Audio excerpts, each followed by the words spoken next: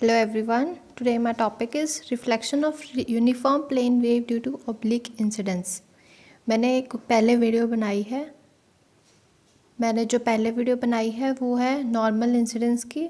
और अगर आपने अब तक वो वीडियो नहीं देखी है तो प्लीज़ उस वीडियो को पहले वॉच कर लें ताकि ये टॉपिक आपको और इजीली समझ आ सके, क्योंकि ये टॉपिक थोड़ा सा लेंथी हो जाता है। तो इसलिए अगर आपने वो बेसिक्स नहीं किया तो ये समझने में दिक्कत आ सकती है आपको। तो आपके वो टर्मिनोलॉजी जो है सारी वही वैसे यूज़ हो रही है जैसे कि नॉर्मल में की थी। तो इसलिए आप प्लीज़ उस वीडियो को ज़रूर देखें, तभी ये ऑब्लिक इंसिडेंस की वीडियो को देखना और ये पूरी वीडियो अच्छे से एंड तक देखना और ये टॉपिक आपको अच्छे से समझ आ जाएगा। सो इसमें क्या है कि हम जब नॉर्मल इंसिडेंस की बात कर रहे थे तो हमने देखा था कि जो वेव है वो ये इंटरफेस के नॉर्मल आ रही थी, ठीक है। तो अब यहाँ पे क्या हो रहा है कि जो वेव है वो किसी पर्टिकुलर एंगल पे आएगी, ठीक है, इसलिए हम उसको ऑब्लिक इंसिडेंस बोल रहे हैं। इसलिए ऑब्लिक इंसिडेंस मतलब कि when wave strikes at a particular angle at a plane interface then it's known as oblique incidence, ठीक है। तो यहाँ पे एक ये प्लेन इंटरफेस है और ये एक्स वाई प्लेन में बना रखा है और ये एक्स एक्सिस है, ये एक्स एक्सिस है, ये जेड एक्सिस है और वाई एक्सिस जो है वो अबव और बिलो वाली प्लेन की है, ठीक है। और यहाँ पे क्या है, ये मीडियम 1 है, मीडियम 2 है और बीच में ये इंटरफेस बनाया है, ठीक है।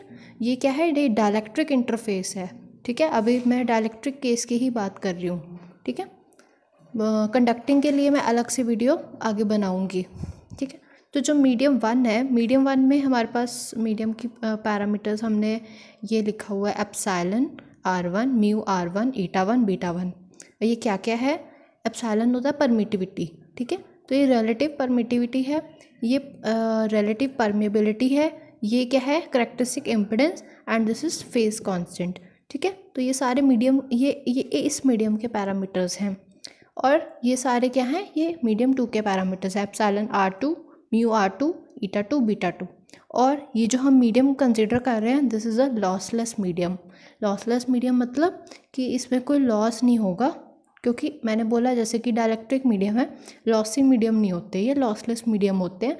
तो यहाँ पे जो अटेनुएशन कांस्टेंट है वो नहीं आएगा, जो अल्फ़ा होता है ना, alpha is a attenuation constant, वो यहाँ पे नहीं आएगा, क्योंकि जब कोई लॉस ही नहीं हो रहा तो हम अटेनुएशन की बात ही नहीं कर रहे यहाँ पे, ठीक है, सिंपल सी बात है।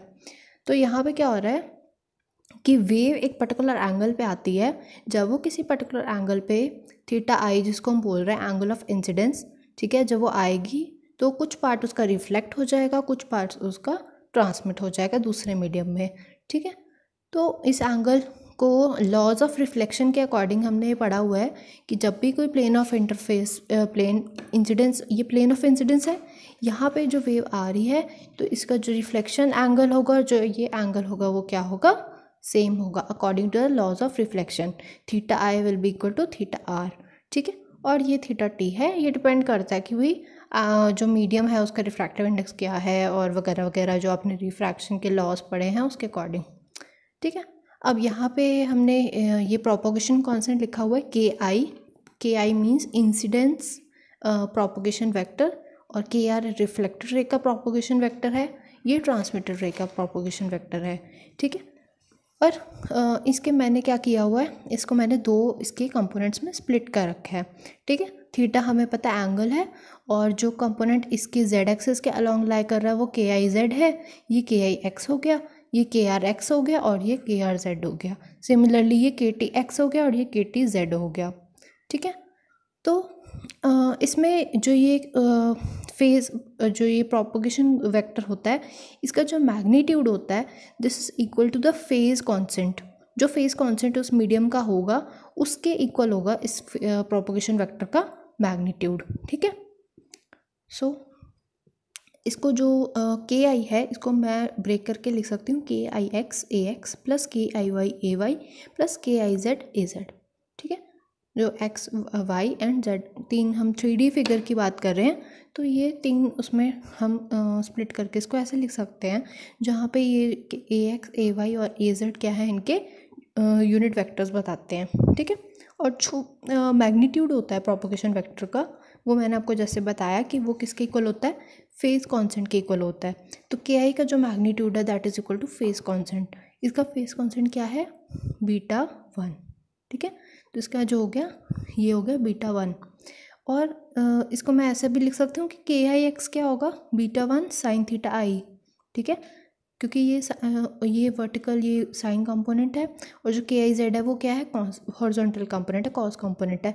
तो इसको मैं लिख सकती हूँ, के आई जेड को लिख सकती हूँ बीटा 1 कॉस थीटा आई। ठीक है, और के आई जेड को लिख सकती हूँ बीटा 1 साइन थीटा आई। सो जहाँ यहाँ पे मैं इसका आई एक्स और जेड कंपोनेंट ले रही हूँ, वाई तो ले नहीं रही हूँ, तो इसलिए क्या हो जाएगा, दिस इक्वेशन विल बी के आई एक्स ए एक्स प्लस के आई जेड ए जेड। ठीक है, ये नहीं आएगा इसमें। ठीक है, और के आई एक्स की वैल्यू क्या है, बीटा 1 साइन थीटा आई ए एक्स प्लस के आई जेड की वैल्यू क्या है, बीटा 1 कॉस थीटा आई ए जेड। सो इसी तरह हम इसको के आर को लिख सकते हैं। के आर क्या होगा, k r x A x plus k r y A Y plus k are Z A z, और इनकी वैल्यूज़ को डाल देंगे, के आर एक्स को और के आर जेड को। के आर एक्स क्या है, बीटा 1 साइन थीटा आई।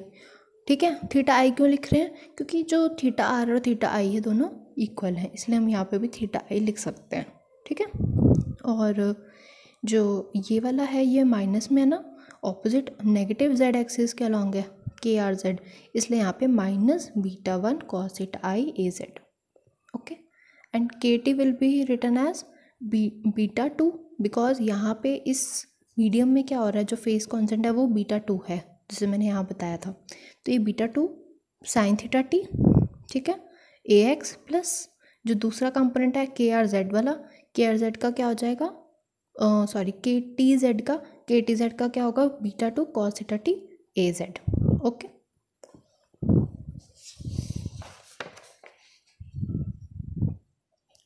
सो हमने ये देखा है कि नॉर्मल इंसिडेंस के केस में जब भी जो इनकमिंग वेव आती है it hits the interface heads on. ठीक है, एकदम ऐसे हिट करती है। ठीक है, तो ऑब्लिक इंसिडेंस के केस में क्या होता है कि incoming wave meets the boundary at an arbitrary angle, मतलब कोई भी ऐसे कोई एंगल पे मीट करती है वेव। ठीक है, बाउंड्री पे। सो हम आप ये देख सकते हैं कि जो नॉर्मल इंसिडेंस का केस है, normal incidence is just a special case of oblique incidence, मतलब कि ऑब्लिक इंसिडेंस का ही एक स्पेशल केस है जो नॉर्मल इंसिडेंस है। मतलब कि अगर थीटा आई 0 हो जाएगा ऑब्लिक इंसिडेंस में, then it will be called as normal incidence. Okay, so normal incidence में क्या होता है कि हमारे पास जो हम इलेक्ट्रोमैग्नेटिक वेव है, हमें पता है इलेक्ट्रिक मैग्नेटिक फील्ड के उसमें वेक्टर्स होते हैं। ठीक है, तो इसमें जो इलेक्ट्रिक फील्ड है, अगर हम इलेक्ट्रिक फील्ड कंसिडर करके चल रहे हैं ना, तो इसमें क्या होगा, इलेक्ट्रिक फील्ड के भी दो कंपोनेंट्स होंगे। एक होगा जो कंपोनेंट जो प्लेन के पैरेलल होगा, एक कंपोनेंट होगा जो प्लेन के परपेंडिकुलर होगा। ठीक है, तो इस तरह से हमारे पास दो तरह की पोलराइजेशंस होती हैं, पैरेलल पोलराइजेशन होती है, एक परपेंडिकुलर पोलराइजेशन होती है।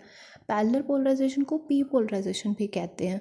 इसमें क्या होता है कि जो इलेक्ट्रिक फील्ड है वो पैरेलल होगा to the plane of incidence, and magnetic field क्या होगी, आउट ऑफ द प्लेन होगी। ओके, और जो परपेंडिकुलर वाला है पोलराइजेशन, उसको हम एस पोलराइजेशन भी कहते हैं। और इसमें क्या होगा, जो इलेक्ट्रिक फील्ड है वो परपेंडिकुलर होगी to the plane of incidence, और यहाँ पे जो बी होगा वो in the plane of paper होगा। तो हम इन दोनों केसेस को स्टडी करेंगे कि पैरेलल पोलराइजेशन है तो कैसे हम करेंगे, परपेंडिकुलर है तो कैसे है।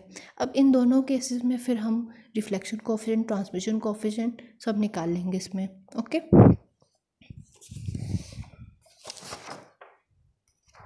so let's start with parallel polarization. Parallel polarization is also known as p polarization. इसमें क्या है कि हमने पैरेलल में क्या होगा, इलेक्ट्रिक फील्ड पैरेलल है to the plane of incidence, और मैग्नेटिक फील्ड क्या है, out of the plane of paper है। तो मैग्नेटिक फील्ड के लिए मैंने यहाँ पे डॉट विद द सर्कल जो ये दिखाया है, ये बता रहा है कि जो मैग्नेटिक फील्ड है, दिस सिंबल रिप्रेजेंट कि जो मैग्नेटिक फील्ड है this is out of the paper. Okay, यहाँ पे जो मैंने बनाया है, और ये वेक्टर क्या है, इलेक्ट्रिक फील्ड का ई आई इंसिडेंट वेक्टर है। इसके मैंने दो पार्ट्स कर दिए, E I X and E I Z. ठीक है, इसको कंपोनेंट्स के डिवाइड कर दिया, रेजोल्यूशन कर दिया इस वेक्टर का।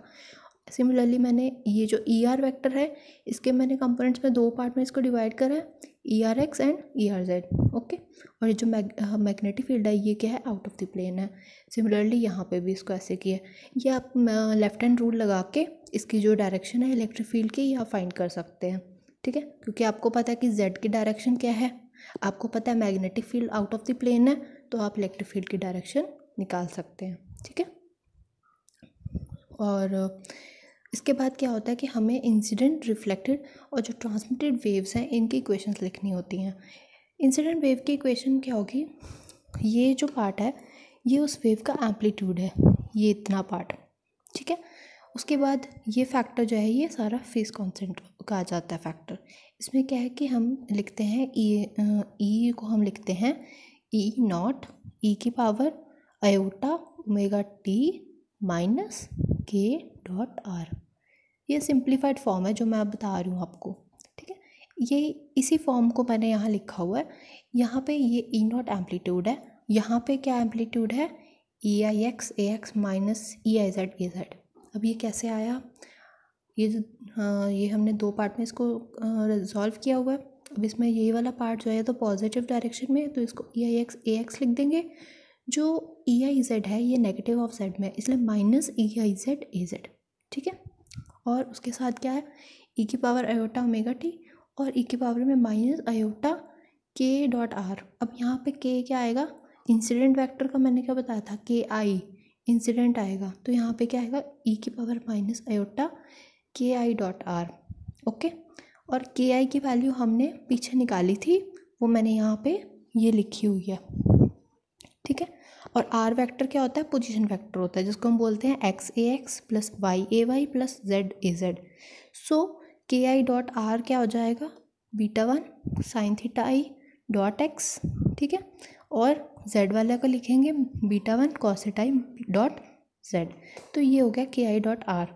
इसकी वैल्यू को मैं यहाँ पे सब्स्टिट्यूट कर दूँगी, तो आ जाएगा ई आई नॉट कॉस थीटा आई, क्योंकि जो ई आई एक्स है उसको बोलते हैं ई आई not cos theta I.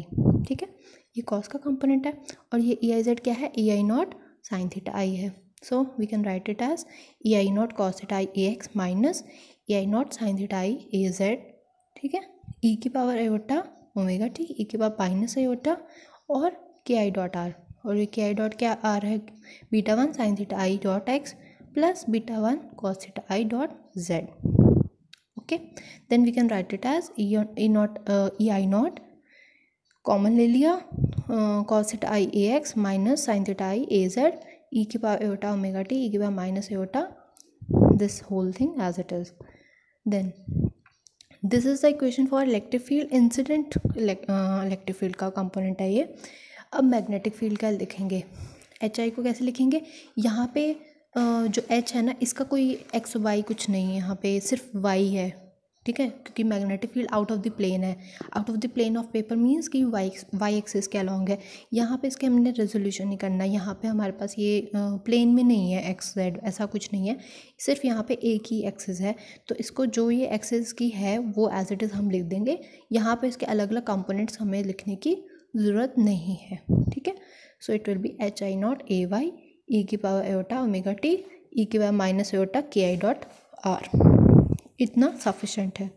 Okay, H I nought amplitude है, ये इसका यूनिट वेक्टर हो गया, और ये इसका ये फैक्टर इसको हमने ऐसे लिख दिया। Okay, then similarly E R कैसे लिखेंगे, E R x A x plus E R Z A Z.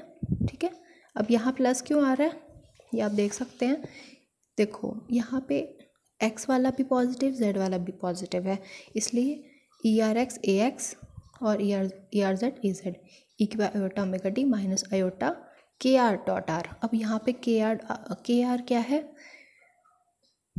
के आर क्या था, के आर की वैल्यू हमने निकाली थी पहले, के आर की वैल्यू ये है बीटा वन साइन थीटा आई ए x minus beta one cos theta आई ए जेड। सो ये बन जाएगा beta one sine theta I dot X minus beta one cos theta I dot Z, simple. और एच आर को कैसे लिखेंगे, H R nought A Y E की power iota omega T, ई की power minus iota K R dot R. E T को कैसे लिखेंगे, ई T nought cos theta T A x minus sine theta T E Z. अब यहाँ पे minus क्यों आया ये आप देख सकते हैं। अब यहाँ देखो, यहाँ पे ये पॉजिटिव कंपोनेंट है, ये वाला कंपोनेंट नेगेटिव आ रहा है, इसलिए ई टी एक्स कॉस जो है ये पॉजिटिव में है, इसलिए इसको पॉजिटिव में लिखा है। ठीक है, सो ये इक्वेशन बन जाएगी E T nought cos theta T, common ले लिया हमने बाहर इसको, X minus sine theta T A Z E की पावर माइनस ई की power iota omega T E की power minus iota K R की जगह यहाँ आएगा K T dot R. K T क्या है, के टी की वैल्यू हमने निकाली थी beta two sine theta T plus beta two cos theta T. ठीक है, तो इसको हमने डॉट प्रोडक्ट करके लिख दिया। सिमिलरली एच टी को लिख देंगे, एच टी हो जाएगा H T nought A Y E की power iota omega T E की power minus iota K T dot R. Okay, ये सब हमने इक्वेशंस लिख ली। इसके बाद हमारा काम होता है बाउंड्री कंडीशंस को अप्लाई करना इन इक्वेशंस में। ओके, सो बाउंड्री कंडीशंस क्या हैं कि ई का tangential component is equal to दूसरे का component E T one is equal to E T two. ठीक है, फर्स्ट मीडियम में और ये सेकंड मीडियम में। ठीक है, यहाँ पे भी हम पैरेलल का केस ले रहे हैं। ठीक है, तो इसलिए यहाँ पे भी टेंजेंशियल कंपोनेंट्स ही आएंगे। सो इसको देखेंगे पहले, यहाँ पे ई टी वन में क्या होगा, पहले में क्या आ रहा है ई आई एक्स आएगा और ई आर एक्स आएगा। ठीक है, is equal to E T X. Okay, so E I X क्या है, ई आई not cos theta I plus E R X क्या है, E R nought cos theta I. E T X क्या है, E T nought cos theta T. ये पहली question बन गई। दूसरे में क्या है H T one H T two, इसको लिखेंगे H I not minus H R not is equal to H T not. Minus क्यों, क्योंकि मैंने आपको बताया कि रिफ्लेक्शन में क्या होता है, जो वेक्टर होता है वो जो इस तरह आ रहा होता है वो ऑपोजिट उल्टा चला जाता है रिफ्लेक्ट होके। ठीक है, इसकी डायरेक्शन चेंज हो जाती है, तो इसको हम नेगेटिव में डिफाइन करते हैं, इसकी डायरेक्शन नेगेटिव में होती है। सो और यहाँ पे ये रिलेशंस यूज़ कर लेंगे जो कि होती है ई आई not upon H I not is equal to eta one. Eta one क्या है, कैरेक्टरिस्टिक इम्पिडेंस। क्या है, कैरेक्टरिस्टिक इम्पिडेंस। ओके, तो जो ई आर नॉट और एच आर नॉट है ये दोनों भी पहले मीडियम में ईटा वन आएगा, ये दोनों भी पहले मीडियम में ईटा वन आएगा। ई T not by H T nought क्या है, दूसरे मीडियम में है, तो यहाँ पे ईटा टू आएगा। ठीक है, सो ये इसकी वैल्यूज़ को सब्स्टिट्यूट कर देंगे, E R not upon eta one minus E R not upon eta one is equal to E T not upon eta two. अब रिफ्लेक्शन कोएफिशिएंट कैसे निकालते हैं, रिफ्लेक्शन कोएफिशिएंट होता है E R not upon E I not, means कि कितना component of reflected जो incident wave है कितना कंपोनेंट उसमें से रिफ्लेक्ट हो गया, कितना फ्रैक्शन जो है रिफ्लेक्ट हुआ है। ठीक है, सो सेकेंड इक्वेशन में हमने जो था ई टी नॉट, सेकेंड इक्वेशन ये है। ठीक है, सेकेंड इक्वेशन को यूज़ करेंगे यहाँ पे। सेकेंड इक्वेशन में आप देख सकते हैं कि E I not minus E R not upon eta one, इसको ऐसे लिख सकते हैं। ठीक है, तो ये बन जाएगी हमारे पास इक्वेशन ई टी नॉट के टर्म्स में। ठीक है, ई टी नॉट क्या हो जाएगा, ईटा टू को उधर ले जाएंगे, eta two by eta one E I not minus E R nought. Okay, अब इस ई टी नॉट की वैल्यू को पहली इक्वेशन में डालनी है। पहली इक्वेशन क्या है, ये वाली इक्वेशन। ठीक है,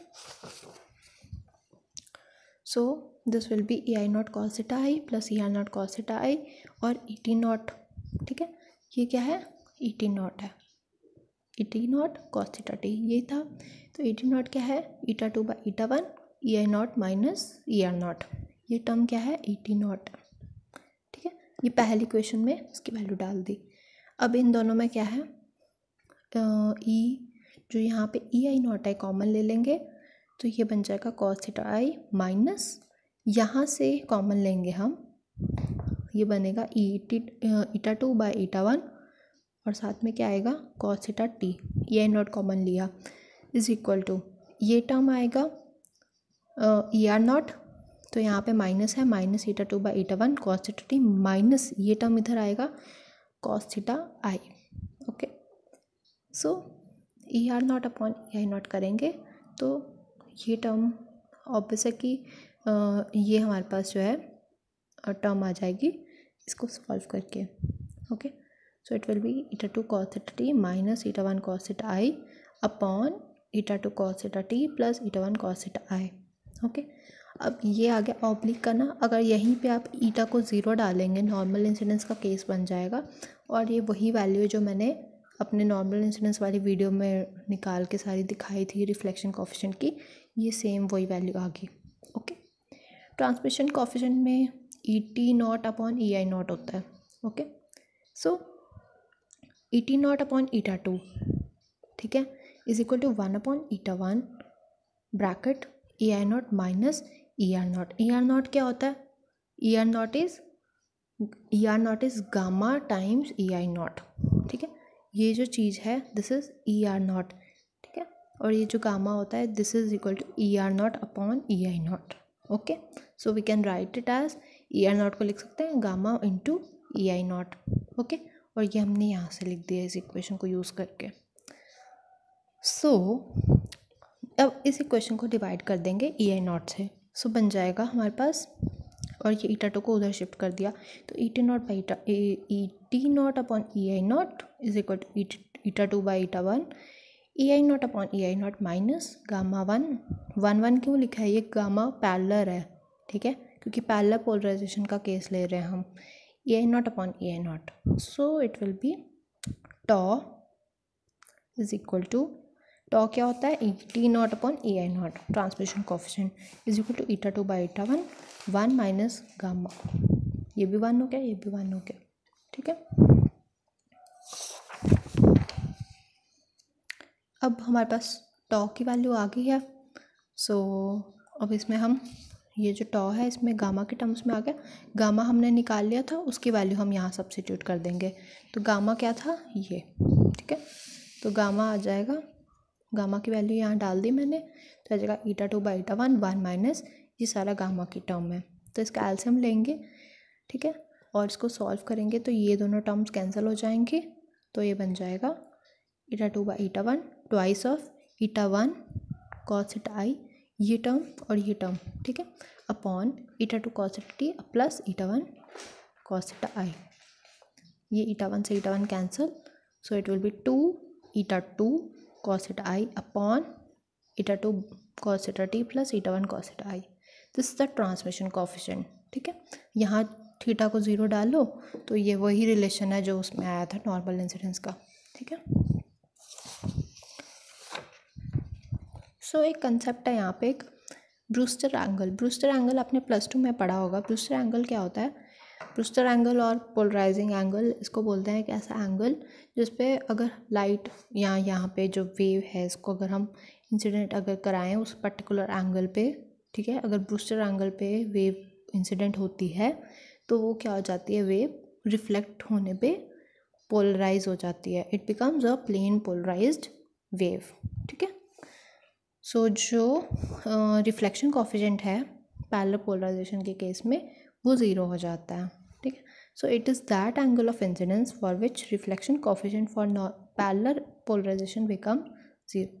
जो हमारी इंसिडेंट रे है वो सर्कुलर भी हो सकती है, एलिप्टिकल भी हो सकती है। ठीक है, but when it is incident on the Brewster angle it will polarize the ray in one particular direction. ठीक है, वो लीनियरली पोलराइज हो जाती है अपॉन रिफ्लेक्शन। ठीक है, चाहे हमारी इंसिडेंट रे सर्कुलरली पोलराइज हो चाहे इलिप्टिकली पोलराइज हो, ये उस रे को लीनियरली पोलराइज बना देगा। ठीक है, कब? जब उसको ब्रूस्टर एंगल पे हम इंसिडेंट कराएंगे। और जो ट्रांसमिटेड है वो भी कोई भी हो सकती है, सर्कुलर भी हो सकती है, इलिप्टिकल पोलराइज भी हो सकती है, बट जो रिफ्लेक्टेड वाली है वो लीनियरली पोलराइज हो जाएगी। ठीक है, तो रिफ्लेक्शन कोफिशिएंट जो था हमने निकाला था वो हम यहाँ देख रहे हैं कि वो ज़ीरो हो जाता है। ठीक है, दैट मीन्स कि रिफ्लेक्शन कोफिशिएंट क्या है? Eta two cos theta T minus eta one cos theta I upon eta two cos theta T plus eta one cos theta I. This is reflection coefficient. अगर theta जो है वो theta B के equal है, means Brewster angle के equal है, तो जो रिफ्लेक्शन कोफिशिएंट है वो ज़ीरो हो जाता है अकॉर्डिंग टू आवर डेफिनेशन। सो अगर ये टर्म ज़ीरो हो जाता है दैट मीन्स ये ज़ीरो कब होगा? जब ये न्यूमरेटर ज़ीरो होगा। ठीक है, मतलब कि eta two cos theta T minus eta one cos theta I zero हो जाएगा। और इसको हम ऐसे लिख सकते हैं eta 2 cos theta t is equal to eta 1 cos theta i। Okay,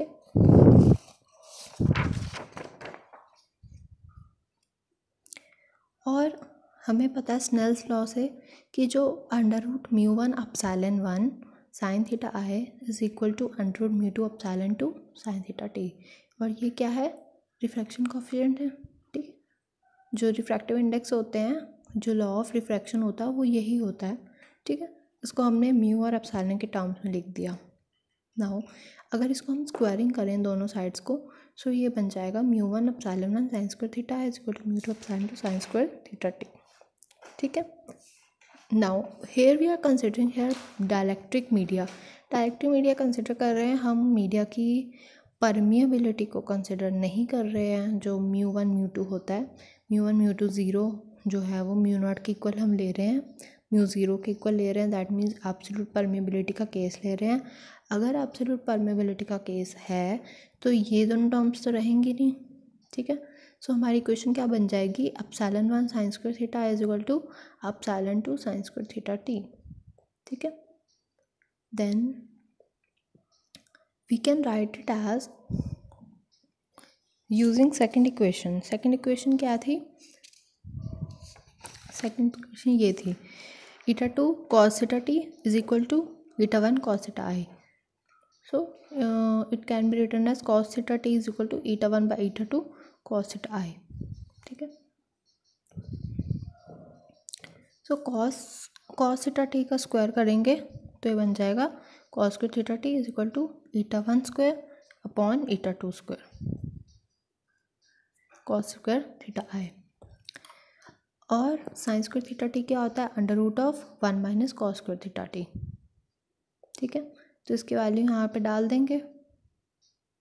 तो ये जो इक्वेशन है ना, ये वाली यहाँ पे अगर इसकी वैल्यू डाल दें तो epsilon 1 sine square theta is equal to epsilon 2 और sine square theta T. Sine square theta T इसको हम ऐसे लिख सकते हैं कि 1 minus eta 1 square upon eta 2 square cos square theta I. क्यों, क्योंकि कॉस स्क्वायर थीटा टी क्या है, वो इसके इक्वल है। ठीक है, ओके, तो हमें लिखना है sine square theta T. Sine square theta T को अगर लिखेंगे then it will be 1 minus cos square theta T. और कॉस स्क्वायर थीटा टी क्या है, eta 1 square by eta 2 square cos square theta I. ठीक है, सो ये equation बन जाएगी epsilon 1 sine square theta I is equal to, अंदर multiply कर दें एप्सिलॉन 2 माइनस एप्सिलॉन 2, और ये जो है this is equal to epsilon 2 by epsilon 1 cos square theta I. ये कैसे आ रहा है आप देख सकते हैं, ईटा 1 जो होता है that is equal to under root mu 1 upon epsilon 1, और ईटा 2 क्या होता है, under root mu 2 by epsilon 2। तो ईटा 1 स्क्वायर और ईटा 2 स्क्वायर करके इसको डिवाइड करेंगे, म्यू 1 कैंसिल हो जाएगा और ये बन जाएगा एप्सिलॉन 2 बाई एप्सिलॉन 1। ओके, सो इसकी जगह पे मैंने एप्सिलॉन 2 बाई एप्सिलॉन 1 लिख दिया। फिर अगले स्टेप में क्या है कि एप्सिलॉन यहाँ पे जो ये एप्सिलॉन 2 है इसको मैंने डिनोमिनेटर में ले गई, तो ये यहाँ से हो जाएगा 1 minus epsilon 2 by epsilon 1। Okay, 1 minus sine square theta I. Okay, क्योंकि ये 1 हो गया और माइनस ये वाली टर्म हट जाएगी और ये वाली term as it is cos square theta I को लिख दिया 1 minus sine square theta I. ठीक है, अब यहाँ पे क्या किया है कि साइन स्क्वायर थीटा आई और ये वाली टर्म को अगर हम मल्टीप्लाई करके लिखेंगे तो ये बन जाएगा 1 माइनस एप्सिलॉन 2 को अंदर मल्टीप्लाई करेंगे एप्सिलॉन 2 बाय एप्सिलॉन 1 और अंदर मल्टीप्लाई करेंगे plus epsilon 2 by epsilon 1 sine square theta I. तो ये वाली टर्म है और यहाँ पे ये वाली टर्म है। ठीक है, इसको हम इस फॉर्म में लिख सकते हैं, साइन स्क्वायर थीटा भी कॉमन ले लिया, epsilon 1 by epsilon 2 minus epsilon 2 by epsilon 1, और हमारे पास अंदर क्या टर्म बच रही है 1 minus epsilon 2 by epsilon 1। Clear है। अब ये जो साइन स्क्वायर थीटा भी है this is equal to 1 minus epsilon 2 by epsilon 1 divided by this whole term.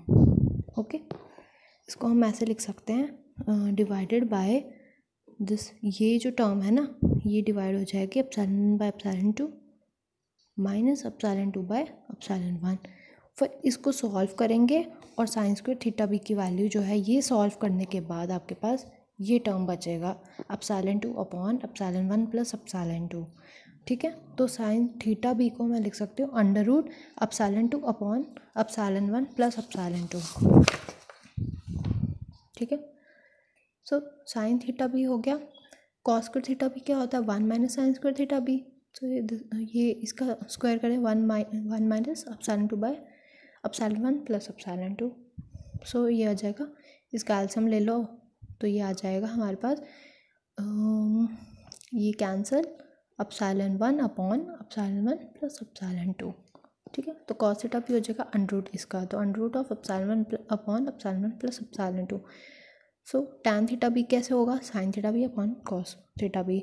Sign theta B क्या है? ये है। कॉस थीटा बी क्या है? ये है। तो साइन हो जाएगा दिस डिवाइडेड बाय इसका टर्म ऊपर। ठीक है, ये कैंसिल हो जाएगा और ये बचेगा under root of epsilon 2 by epsilon 1। So we can write it, जो थीटा बी जो ब्रूस्टर एंगल है that is tan inverse of under root epsilon 2 by epsilon 1। I hope it is clear. सो यहाँ से आप ब्रूस्टर एंगल निकाल सकते हैं। ब्रूस्टर एंगल को क्यों पोलराइजिंग एंगल बोल रहे हैं? क्योंकि ये वो ऐसा एंगल है जिस पे अगर हम वेव को इंसिडेंट कराएं तो वो जो रिफ्लेक्टेड जो हमारी वेव है, वो जो रिफ्लेक्टेड रे है वो क्या हो जाती है? लीनियरली पोलराइज हो जाती है, इसलिए इसको हम पोलराइजिंग एंगल भी बोलते हैं। Now at last we will talk about perpendicular polarization। perpendicular polarization और इसको S polarization भी बोलते हैं। इसमें क्या होगा, जो इलेक्ट्रिक फील्ड है वो परपेंडिकुलर होगी और हम पिछले केस में उसको पैरेलल बोल रहे थे, मैग्नेटिक फील्ड को आउट ऑफ द प्लेन बोल रहे थे। यहाँ पे मैग्नेटिक फील्ड हम शो करेंगे, इलेक्ट्रिक फील्ड जो है वो आउट ऑफ द प्लेन है।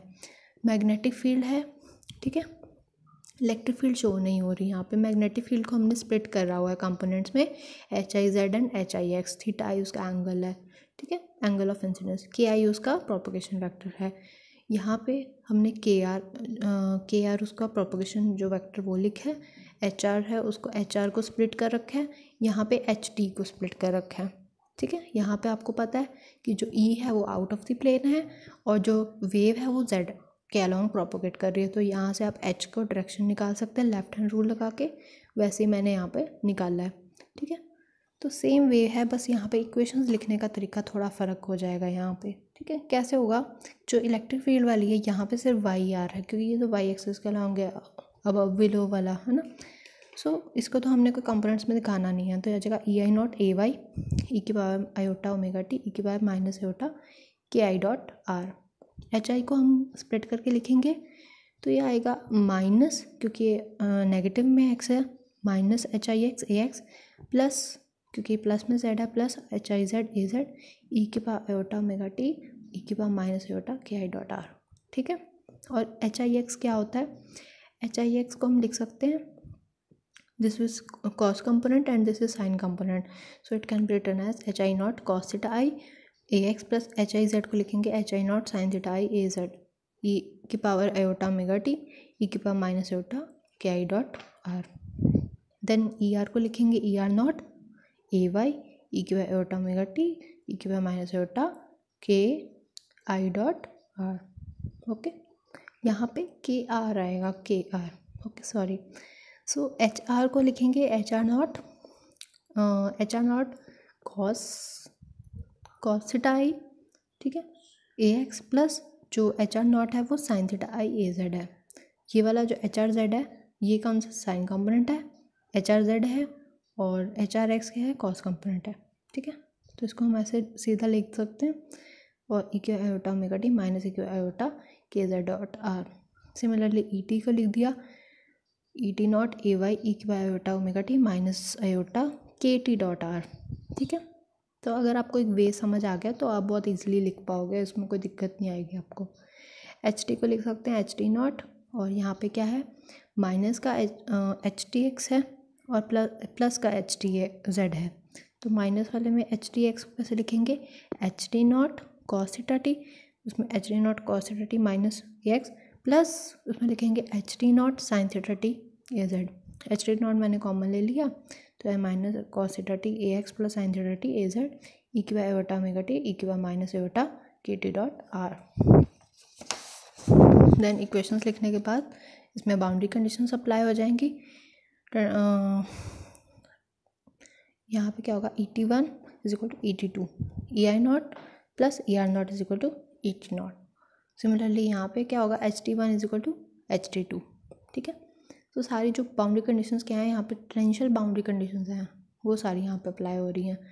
ई के परपेंडिकुलर कंपोनेंट है, जो परपेंडिकुलर वाली बाउंड्री कंडीशन है वो यहाँ अप्लाई नहीं होगी, क्योंकि यहाँ परपेंडिकुलर हम कंपोनेंट्स की बात ही नहीं कर रहे हैं। ठीक है, सो ये क्या है, यहाँ पे EI plus ER0 is equal to ET0 हो जाएगा। और जो ET1 है, ET1 is equal to ET2।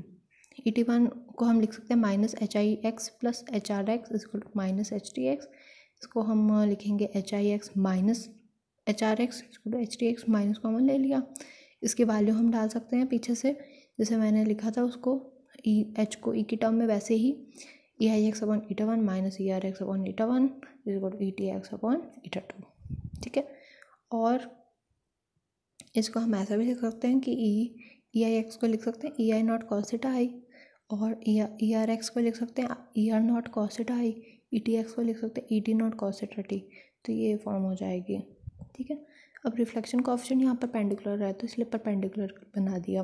ठीक है, परपेंडिकुलर पोलराइजेशन है, so it will be ER0 upon EI0।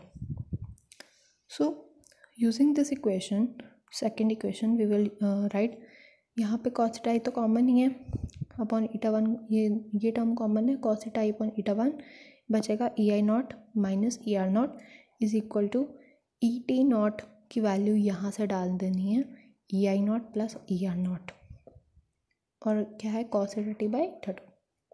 ठीक, देन EI0 यहाँ पे भी है, यहाँ पे भी है, कॉमन क्या क्या टर्म है, cos theta i upon ETA1 minus यहाँ पे क्या है, cos theta t by ETA2। Then ER0 को लिखेंगे cos theta t by ETA2, और यहाँ से आएगी plus cos theta i by ETA1। Then reflection coefficient will be ER0 by EI0। ठीक है, जो ये वाली टर्म है डिवाइड हो जाएगी और इसका एलसीएम लेंगे, देन ये टर्म्स कैंसिल हो जाएंगे और फाइनली हमारे पास ये टर्म आ जाएगा। तो आप बहुत इजी है ये, आप ये इसको कंपेयर करके भी देख सकते हैं।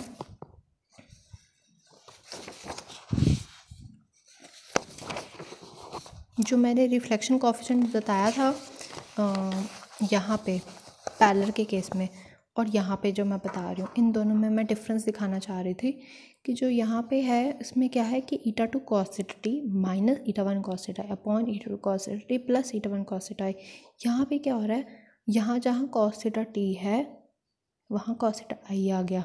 ठीक है, यहाँ i था, यहाँ t आ गया, मतलब ये दोनों इक्वेशंस में रिवर्स हो रहा है बस, और कुछ फ़र्क नहीं है। ठीक है, देख लो, बाकी सब नीचे वाली टर्म भी सेम आएगी, t की जगह i आ रहा है, बाकी और कुछ फ़र्क नहीं है। ओके,